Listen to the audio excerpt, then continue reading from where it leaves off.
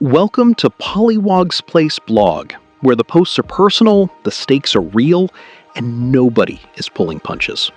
Susie at Pollywog's Place blog wrote something this week that takes on prenatal diagnosis, medical pressure, and what it actually looks like to say no repeatedly when doctors are certain they know better. Let's start with that story. The post opens a question that cuts to the bone.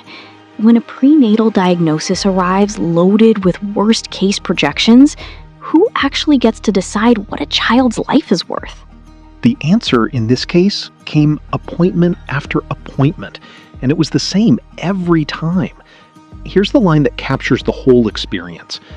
At every MFM appointment, I was asked if I was ready to schedule the procedure. I was told that it would be simple, we could try again in a couple of months, and this was just a rare occurrence that we wouldn't have to worry about happening again. What that means in practice is that the medical framing wasn't neutral. It was a campaign. The word procedure does a lot of work when you use it to describe ending a pregnancy. It flattens the decision into something routine. And the pressure didn't stop at clinical language. 2 weeks before the birth, she was told she was being selfish for refusing. That's not a medical opinion. That's something else entirely. The post is careful to say it isn't condemning anyone who has faced this choice differently. But it does make a pointed argument. Doctors were presenting opinions as facts. They said Shyanne would never walk, would never have a happy life, would be a burden to her other children.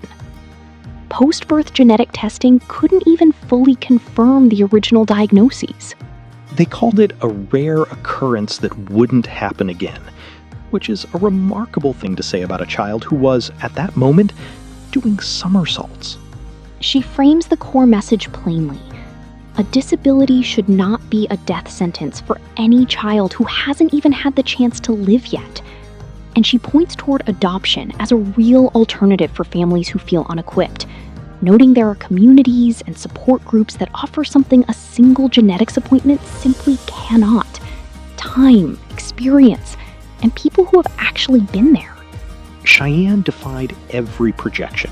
She's described as healthy, active, and, to use the post's own words, able to light a room. The post ends where it began, with faith and with the insistence that fear of uncertainty is not the same thing as information. One post, one family's experience, and it raises something that stays with you. When the data runs out, the question of who decides is still very much open.